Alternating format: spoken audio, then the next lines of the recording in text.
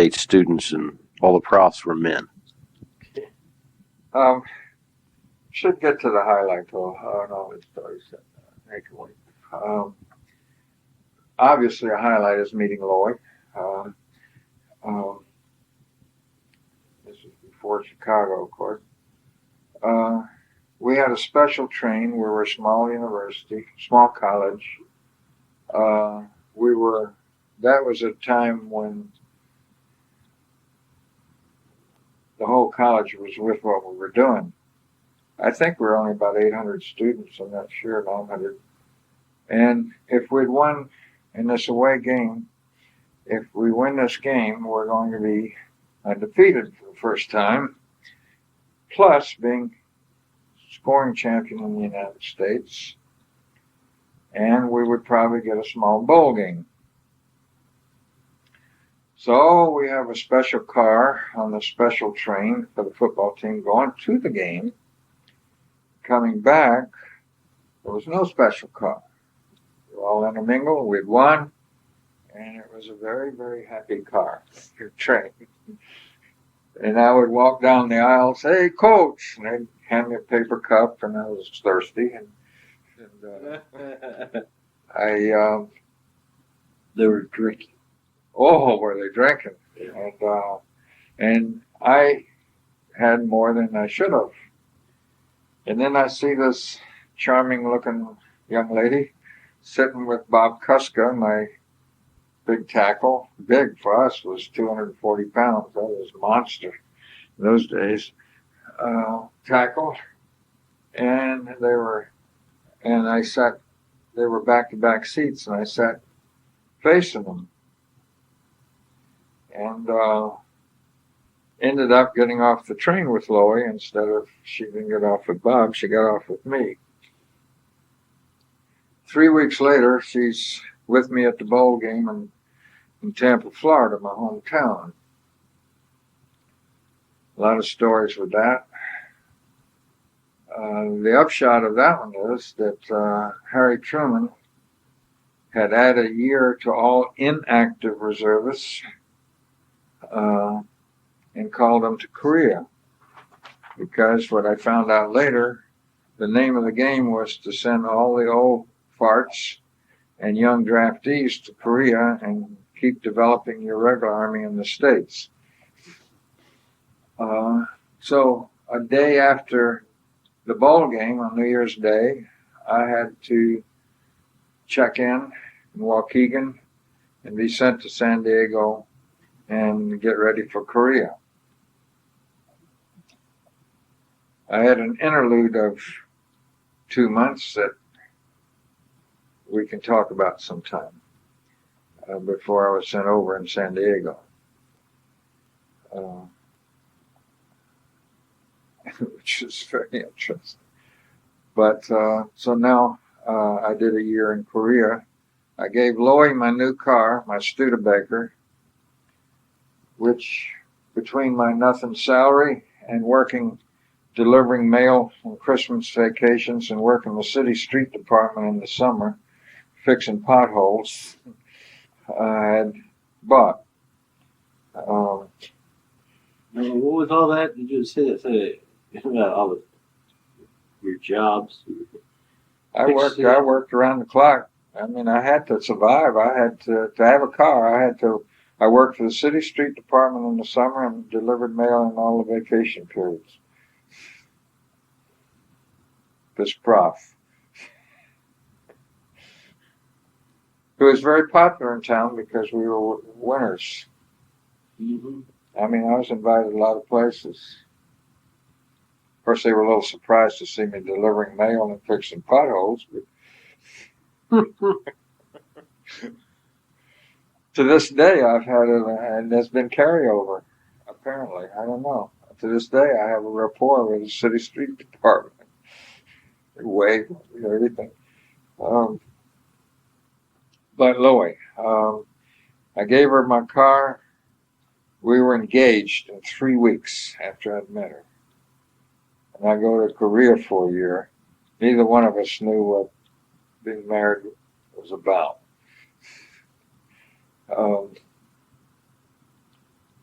from what I understand, she had a good year with that car.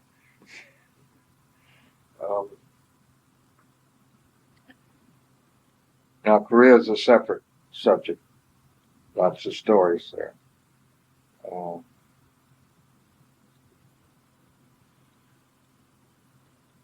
Korea was also the beginning of heavy reading for me. In the ship's library of the cruiser that I was on for a while, no, it was the aircraft carrier I was on for a while. They had old volumes that nobody ever read or checked out. They were obviously just given because nobody wanted them, of Kierkegaard and Luther. So this non-intellectual, depression guy, war guy, didn't go to class guy, football coach, is reading Luther and Kierkegaard every spare moment he can get, right through our marriage. Had you read before? I mean, were you a reader before? Novels or anything? Oh, I read all of Thane Gray before I went to war. I didn't read in the war. No. Not a reader. Poverty doesn't allow that too much. It did for my mentor, Jacques Ellul, but generally speaking, it doesn't allow for that. And even my mentor had very much the similar. My mentor's reading, because there were no books available in Marseille, was the Bible, which was dusty in his home, and Das Kapital, Marx. And he knew those two books backwards and forwards. To the day he died, that was the creative tension in his life, because he liked them both. But here now I had Luther and Kierkegaard. I read Kierkegaard first day of our marriage.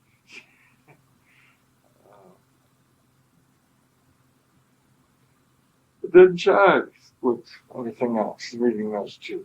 I mean, you asked me, was I a reader? No. Yeah. No, I mean, it's. But see, what is always behind me, I don't know whether it's a calling, a gift, or a curse, but from day one, through all of this, I couldn't throw away big picture, church, whatever that is, whatever that means. It was always a deeper meaning in life, was always gnawing at me. You with me? I can't even explain it. I mean, I had no. Sure, I understand. It was just there. I might add, I think it's in Beth's case too. I really do. Why, I don't know. Why her? But so Korea, and then I come back, and thanks to the government law, they had to take me back as football coach.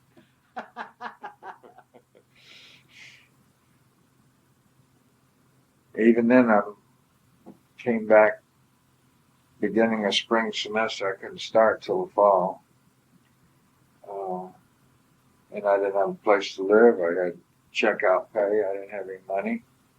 And Dick Hoffman took me into his house, Dick and Lou. Dick, as you know, became a U.S. Senator as chief of staff. He was a political science teacher here, most unusual guy. Quietly, without anybody knowing it, he visited folks in jail twice a week, all through his life here. Who do you work for? Is it? What senator was that? Democrat, obviously. I can't remember. It was a good name. It was a good name. I'm trying to think. That's the one that we were talking about over at Beth's house with somebody.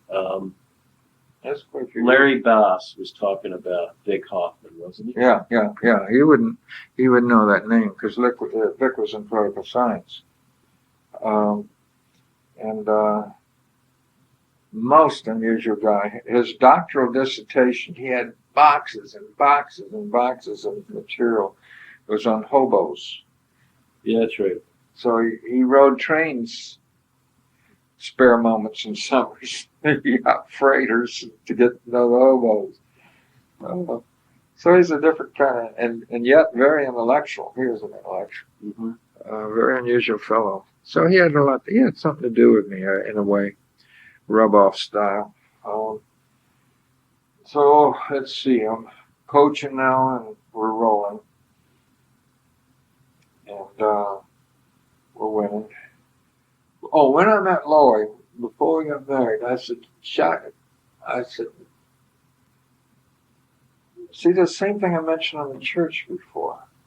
I said, please understand, we shouldn't get married unless you know something. And I don't know what I'm talking about. Maybe it's because of the war, I don't know what. But the church was big for me. Not Missouri Synod, that kind of church. You know what I mean?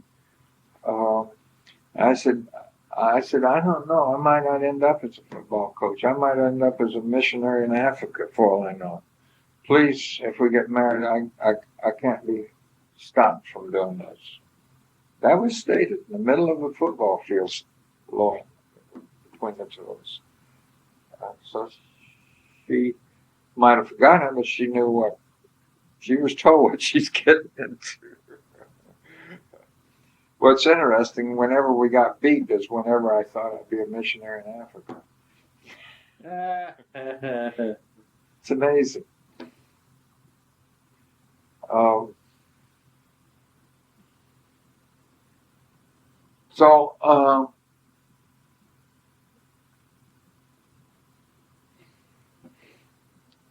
The Camp Concordia thing was not unimportant. When did you get married? Did you get married in the summer, in the fall? The day after she graduated, 50. Well, wait, where were you? Here. You've been to Korea and back? Been to Korea and back. And finished that semester.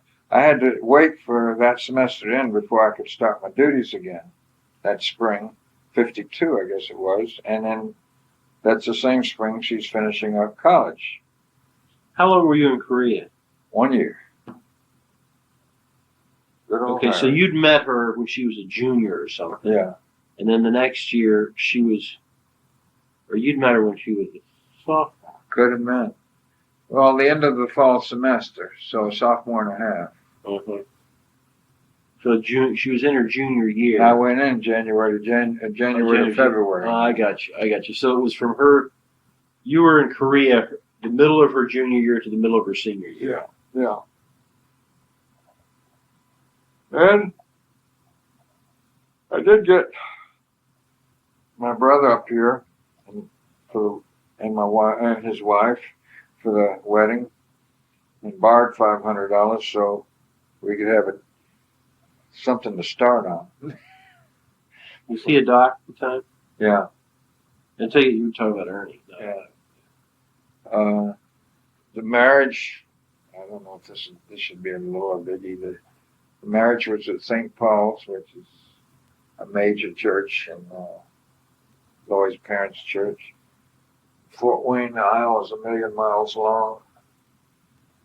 And I think of all the weddings today, I was told a few days before I had to have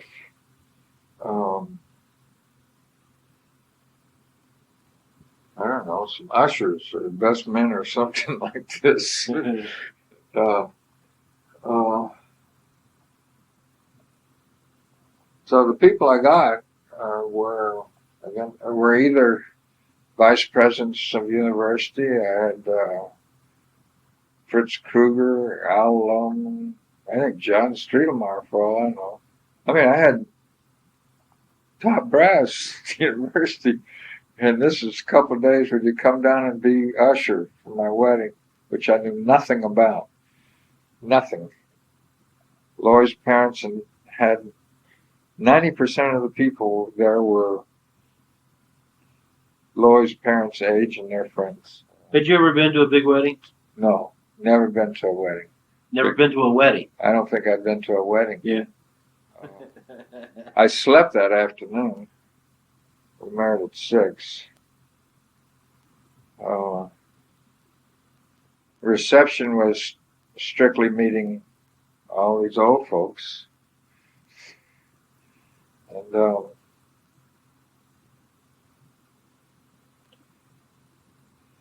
our honeymoon, I had no money. Our honeymoon was a 2-day weekend because I had to start teaching summer school on Monday.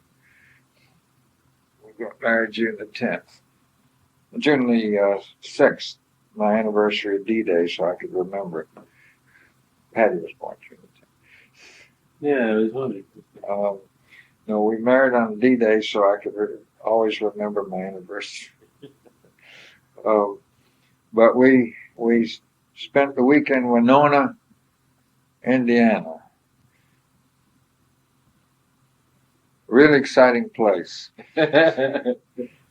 All I remember is somebody did play a trick. I didn't think anybody was capable of it in that group. When we got into the big bed, it collapsed. That's all I can remember. Was that a trick or was it just an old bed? No, it was a trick. I don't even know who did it.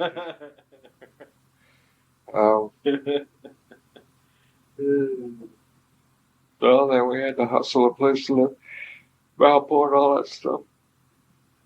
How did Lois's folks, Good question. Tootie and Mart, They, what did they think about you? They, see, I was a strange, in the whole, as a coach, I was strange. My friends were not coaches. I mean, my acquaintances that I spent talking time to, or maybe in the philosophy department or theology department, and I wasn't a jock in that sense. And Loie wasn't a typical coach's wife. I mean, I discovered in one game that there's no way this woman's going to ever know what this game's about. Forget it. I don't care whether you know what a first down is or not. I don't think she still knows. Write your poetry, you know. We were opposites in many, many ways.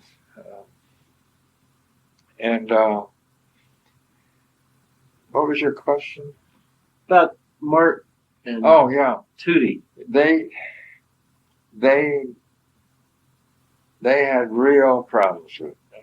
But they were the old school, and no way they're going to show it, you know, except you can always see these things. They had real problems with it.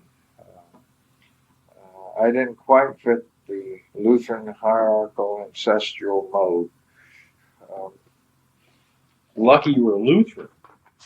That's the only thing that kept things, you know, it's the only thing. And Missouri Synod Lutheran.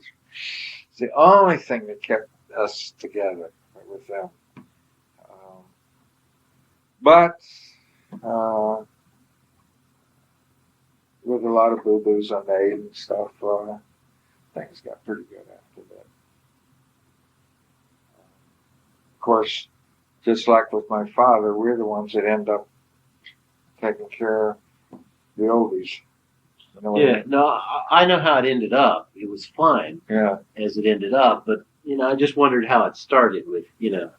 It wouldn't have been entertained at all. I know, but I mean, having Emma live with, or both of them live with Phil or Bob or Winnie and Al would be out of the question.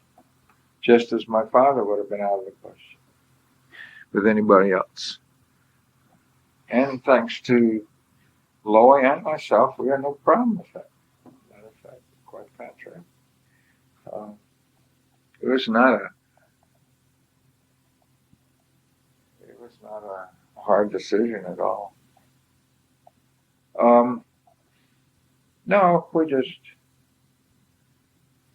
probably also because, I mean, for a long time, this little tension was there, but I mean, we started producing babies, you know.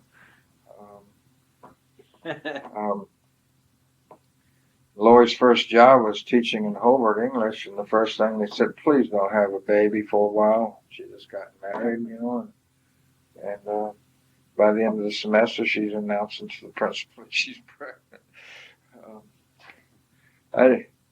I never knew what a condom was. It's something I'm not supposed to touch, et cetera, et cetera, et cetera.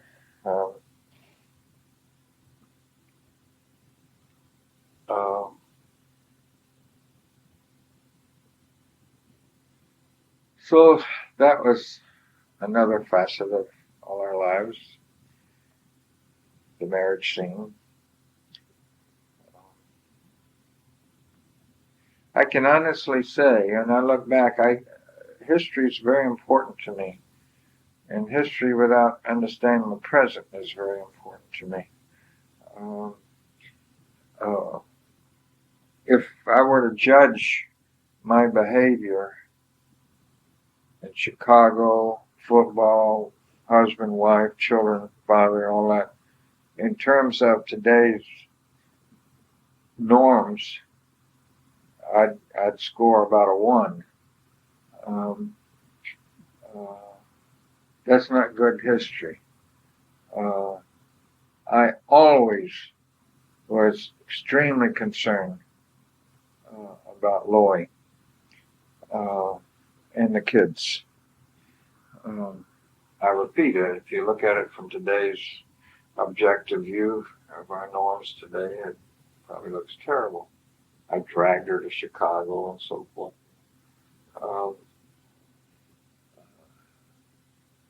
I had going to, we got to put the camp in there later on. The whole camp thing was big incident.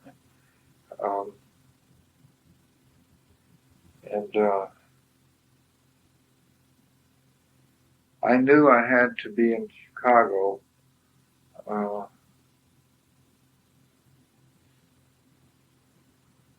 more reasons than one. I had to leave football. As much as I liked it, and the only thing I was good at. I had the chance to create and direct a Peace Corps, and it sort of answered some of my questions. Michael Harrington's Other America was very important to me. I did read that. Very important to me. Turned me around in many ways. I discovered that there's something out there I don't know anything about called the city and the poor in the cities. And I wanted to know about it. And so I had this chance to walk off the job of this very successful football coach. I was NCAA co-coach of the year. Coach of the year. So was Emory. Small college. I remember sitting at the banquet table at the NCAA convention with, can't even remember his name now, the coach of Princeton, who was NCAA coach of the year. Sitting next to him. Big stuff, way up there. These were big conventions. How old were you then when you left? Well, in 49, I must have been around 27. I'm not even adding up according to birth or anything, but I think You were born in what, 21? 23. 23. And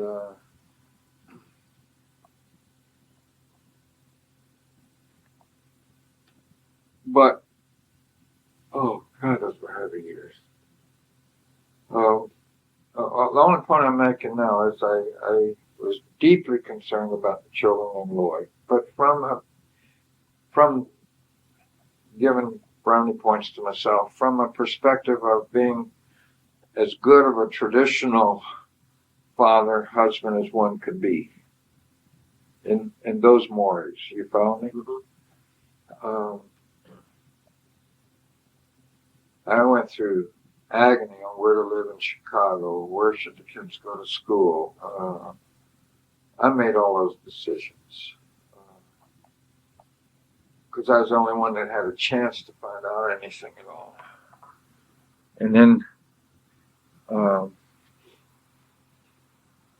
I made the decision to separate from Loie for 2 summers, Camp Concordia. The only way I could get on with my job was to be in Chicago, and I did not think that was good for Loie and the children, and I also thought it was a chance for Loie to be really on her own, which I thought was good. She became director of a big camp. You know, it's unheard of for traditional mommies. Mm-hmm. She was a damn good director. So I had to fly across every weekend to spend a few moments every weekend with the family. Can't call it stuff like that.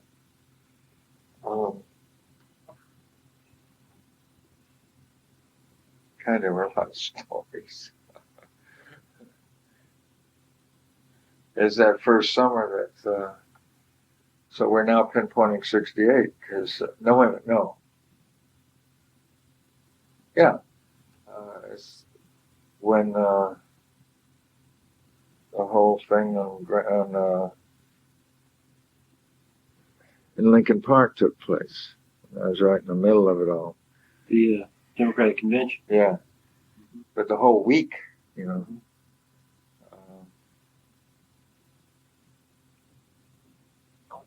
I'm getting a little screwed up on time.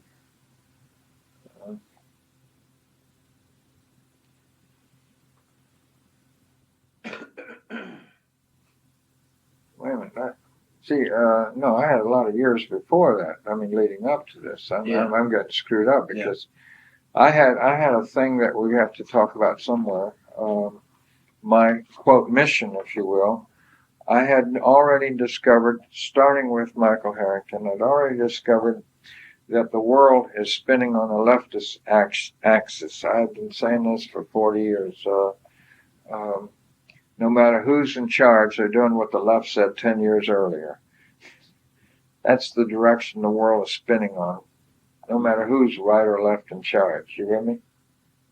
And if that's the case, and I believed it to be the case, and it's proven so, then I need to have a relationship and talk with the left. That was right. They're obsolete. So I had extremely close, that's a relative statement. I had a good relationship with Rennie Davis, Doug Andrews, whole bunches of them. Bobby Lee, all of them. Black Panther Party. Because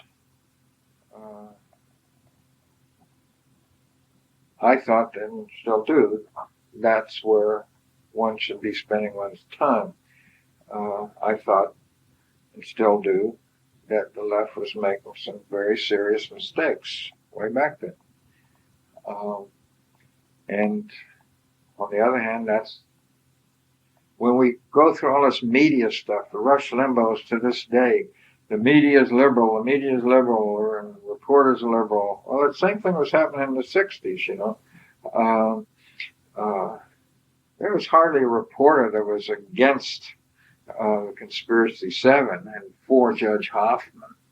I mean, all these young reporters and everything, they were laughing at the Hoffman. I mean, you know. Sure. Well, he was laughable. But yeah, but not to some people he wasn't. I'll tell you a story about him sometime from Judge Will, okay. who was I knew him from the other side, but and who almost got that case. Is that right? Yeah, that'd been interesting. Would have been a much different case. Yeah,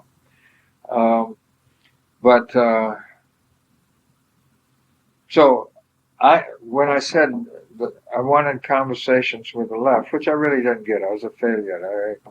I gave them a lot of goodies, and in return, they were friendly with me, but they didn't really care to hear me or talk with me on wait a minute stuff, you know.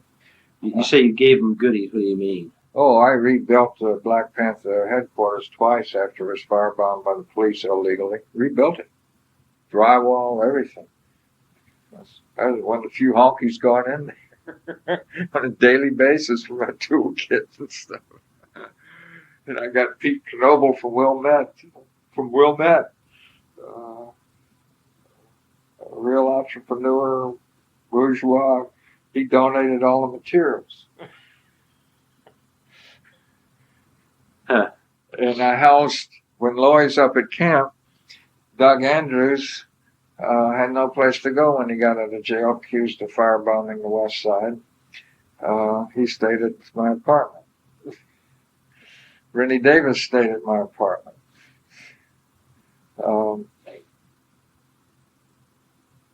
Worked with Rennie a lot on moving Rennie around to churches and talking to little groups and so forth. That's a lot of stories, tons of stories.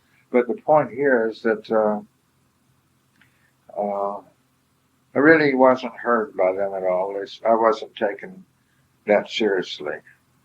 But I thought, and still do, that these are the people that one ought to waste one's time with.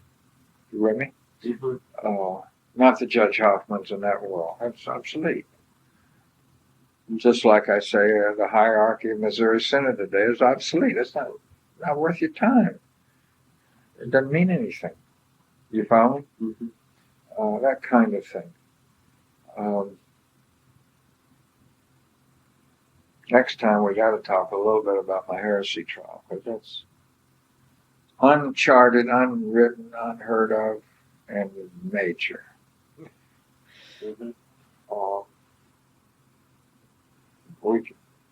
How many laymen have had a heresy trial in the world? Anyhow, so the main point is not unimportant for me. I needed to know these Bobby Rush. He wouldn't remember me today, but I was with him a lot on the West Side.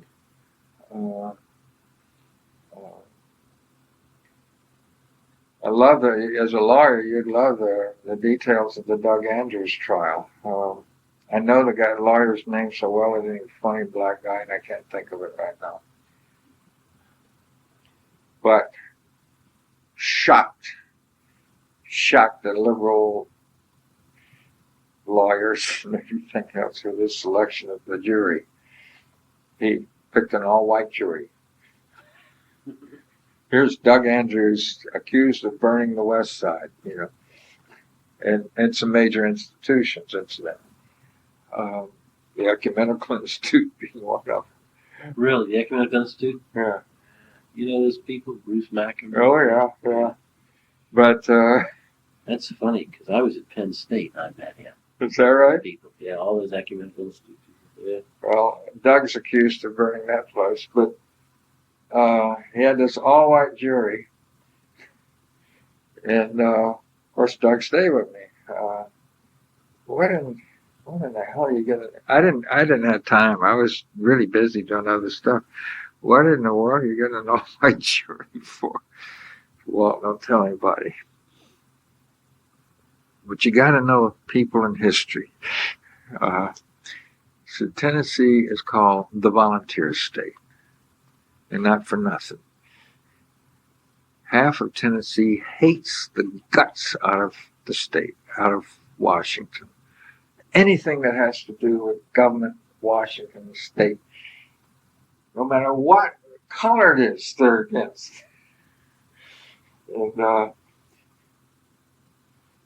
all the whites he had on this jury, most of the whites he had jury for Tennessee. Volunteer state. After the trial, and after he won, the lawyer and Doug took this all-white, just a true story, took this all-white jury in vans, and they went black bar hopping in the south and west side of Chicago.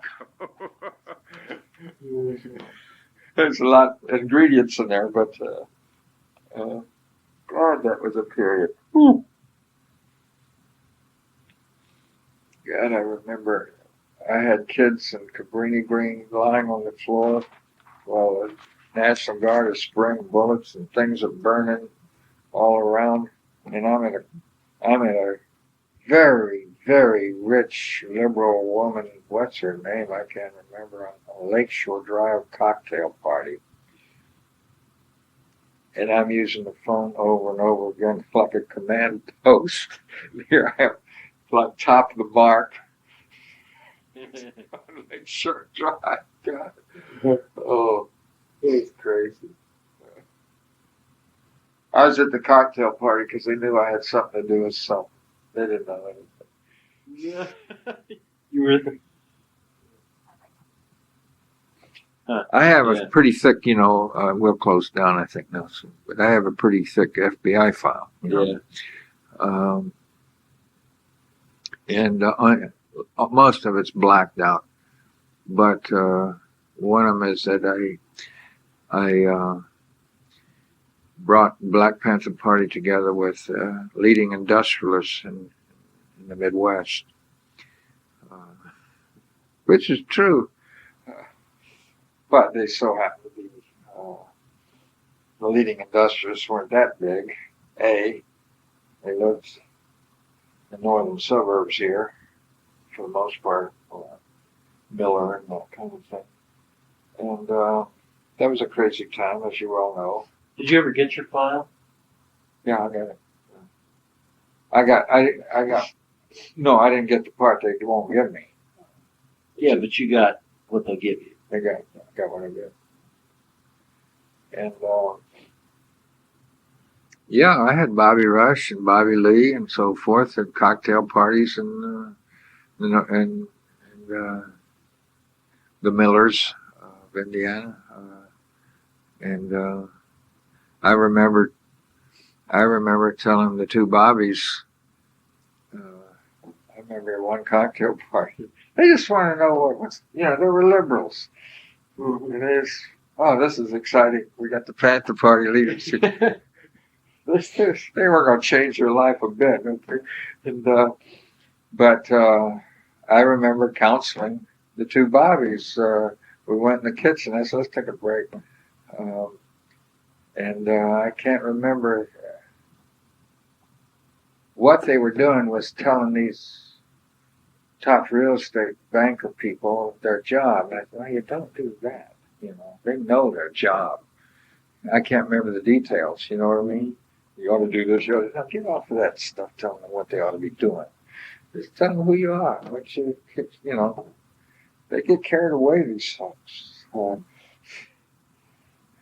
What you ought to do.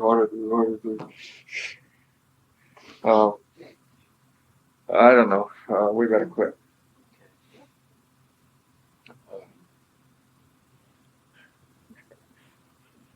I don't know what this does to me to start thinking about.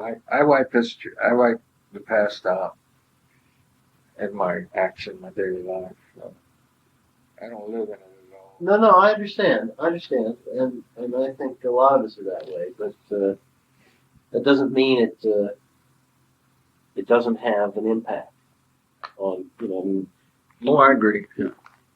You're facing forward, but the past is still there. No, and it fits.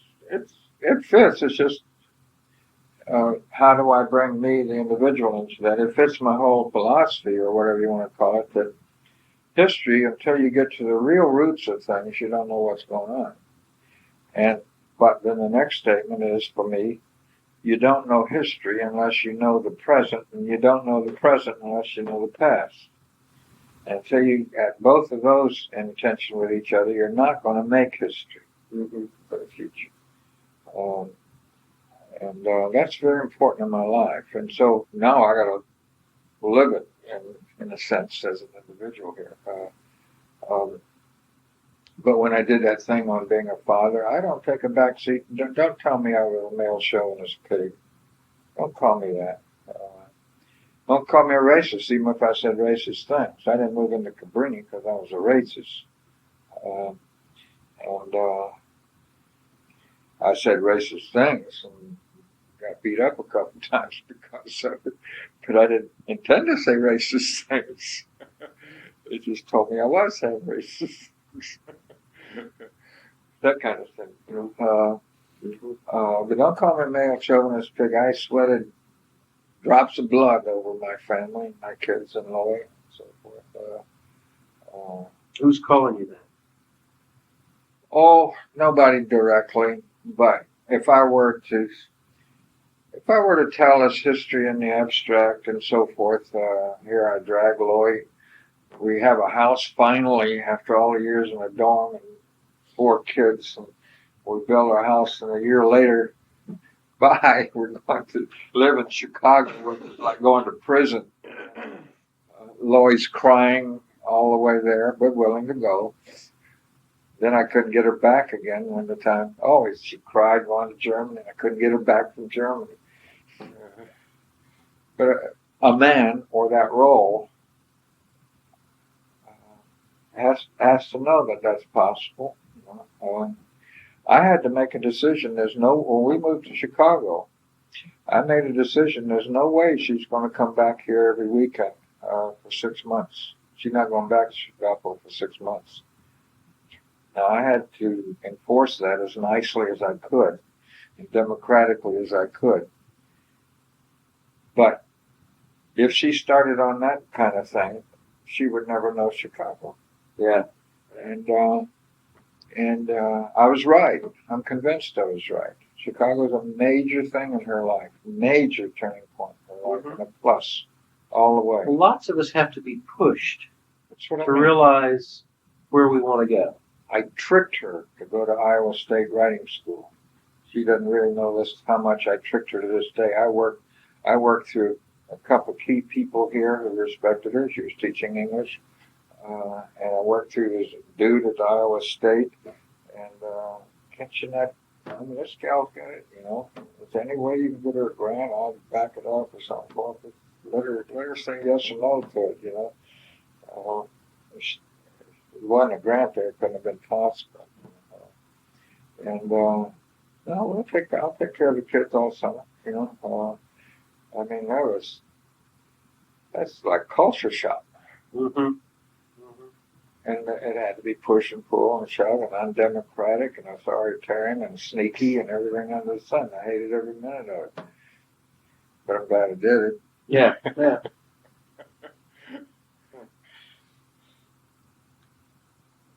But that's for Chicago. The 68 convention really was a turnaround for her politically. Mm-hmm.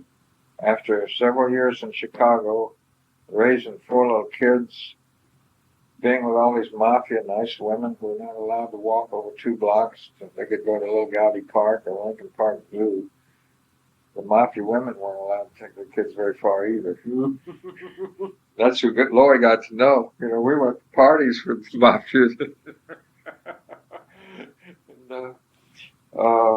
It was a very restricted world, and every weekend we'd go to museums, and this, any moment I could squeeze in there, you know, we'd knock ourselves out. But it was hell on her at first. But the 60, she didn't know what I was doing. How do you come home when you're in those wars of sorts? How do you come home? You got 4 kids and a wife. She needs a break, and you're sitting there talking. It's like talking about my medical procedures today as a doctor, you know, at night, you know. So she knew I was pretty heavily involved, but that she didn't know much about it. You know? And I'd share her a lot of things and try to get her in a lot of things, but it wasn't until she saw that Green Beret with a police sergeant standing and goading him on, kicking the nurse who was down, kicking the hell out of her, that Loie threw up and about an hour later had a black armband and was with the peace people. I think it was like a conversion. It's like an overnight thing. From that moment. And that's interesting. It's funny. That happened to a lot of people. Yeah. That at that place and time. That moment, yeah. She had the ingredients. I don't think it might have happened if you don't have ingredients and this and that, wondering about this and wondering about that. Sure.